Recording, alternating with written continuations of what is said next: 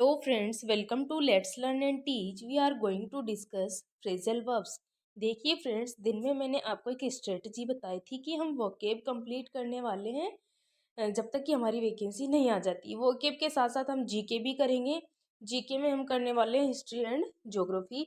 और फ्रेंड्स देखिए, जो एनसीईआरटी की बुक्स है 6 to 10th की, उसके ऑब्जेक्टिव क्वेश्चंस भी मैं आपको सोल्व कराने वाली हूँ। ऑब्जेक्टिव हो सकते हैं या फिर वन लाइनर भी हो सकते हैं, तो वो भी हम सॉल्व करेंगे ताकि हमारी इंग्लिश के साथ साथ जीके पार्ट भी बेटर रहे, ताकि नेक्स्ट एग्जाम हमारा छूटे ना, उसको हम क्रैक कर ही पाए। Okay, let's discuss. देखिए, फर्स्ट फ्रेजल वर्ब है account for. Account for means होता है एक्सप्लेन द कोज ऑफ, यानी कारण बताना या स्पष्टीकरण देना। जैसा कि मैंने आपको कहा था कि हम जो है एग्जाम्पल्स के थ्रू करेंगे सारी चीज़ें, ताकि जो स्टेबल रहे हमारी स्टडी। ओके, तो अकाउंट फॉर का अर्थ होता है एक्सप्लेन द कोज ऑफ, यानी कारण बताना या स्पष्टीकरण देना। एग्जाम्पल है, you will have to account for the glass you broke, यानी जो ग्लास तुमने तोड़ा है उसके लिए तुम्हें क्या करना पड़ेगा, कारण बताना पड़ेगा। तो याद रखिएगा, अकाउंट फॉर यानी एक्सप्लेन द कोज ऑफ, यानी कारण बताना या स्पष्टीकरण देना। Next is ask after. Ask after means होता है inquire about the health of, यानी किसी की स्वास्थ्य के बारे में पूछना, यानी किसी की हेल्थ के बारे में पूछना या स्वास्थ्य के बारे में पूछना। तो देखिए एग्जाम्पल मैंने लिखा है, सी आस्क्ड आफ्टर मी, यानी उसने मेरे हेल्थ के बारे में पूछा। Okay, ask after means inquire about the health of. अब देखिए, अगर आप इसको ट्रिक्स देखना चाहते हैं तो इस तरह से कर लीजिए, आस्क आफ्टर। आस्क यानी पूछना, आफ्टर यानी बाद में। यानी अगर किसी से हम कुछ पूछते हैं तो कब पूछते हैं, जब कोई बीमार हो जाता है तभी तो उसी की हेल्थ के बारे में पूछते हैं। ओके, तो हम किसी से उसकी हेल्थ के बारे में पूछ रहे हैं तो आस्क आफ्टर यानी inquire about the health of, यानी स्वास्थ्य के बारे में जानकारी लेना या पूछना।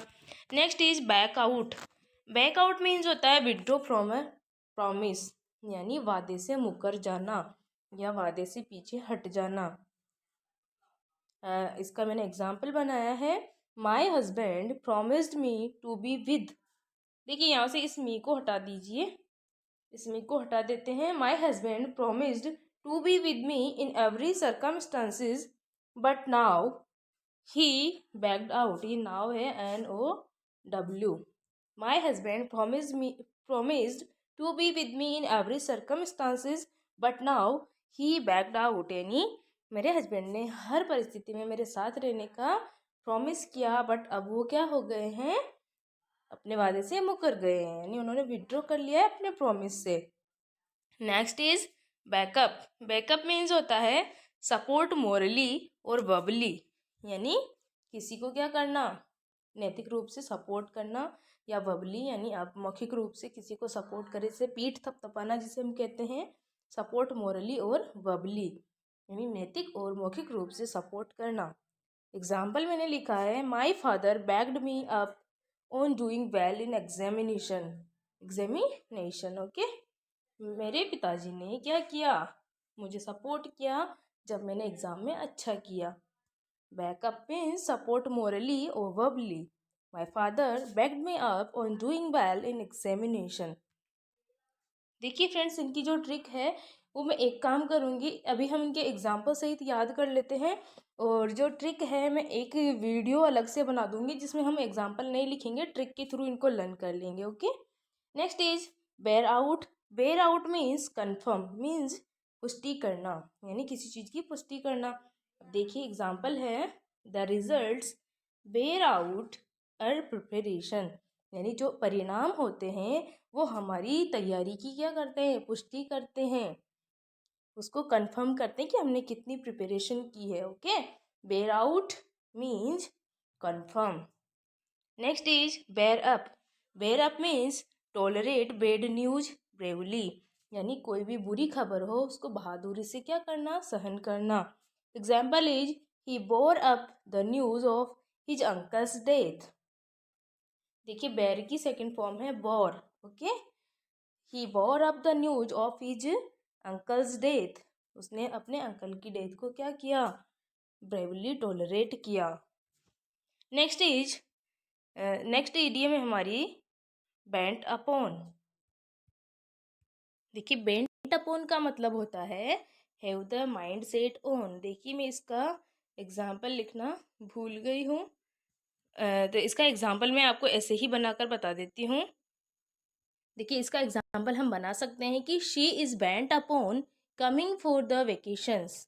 देखिए इसका अर्थ होता है have the mind set on, यानी अपना आमादा होना, किसी चीज़ के बारे में सोचना या प्लान करके रखना, यानी ऐसा वो कन्फर्मली होगा, यानी किसी चीज़ के बारे में अपना माइंड सेट बना लेना। ओके, तो इसका एग्जाम्पल हम बना सकते हैं she is bent upon coming for the vacation, यानी उसने छुट्टियों में आने का क्या कर लिया है, माइंड सेट कर लिया है। Okay, so we should plan something, इसलिए हमें क्या करना चाहिए, उसके लिए कुछ योजना बनानी चाहिए। क्या एग्जाम्पल बनाया मैंने एग्जाम्पल बनाया शी इज बेंट अपॉन, या ओन भी हो सकता है, बेंट अपॉन या bent on. Okay, she is bent upon coming for the vacations, so we should plan something, यानी उसने छुट्टियों में आने का माइंडसेट बना लिया है, इसलिए हमें क्या करना चाहिए, कुछ प्लान करना चाहिए उसके लिए।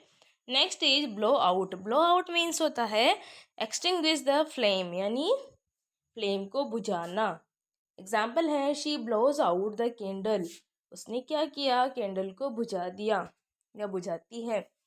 Next is break away. Break away means होता है गो अवे सडनली और give up the bad habits, यानी बुरी आदतों को त्याग देना और अचानक से भाग जाना या चले जाना।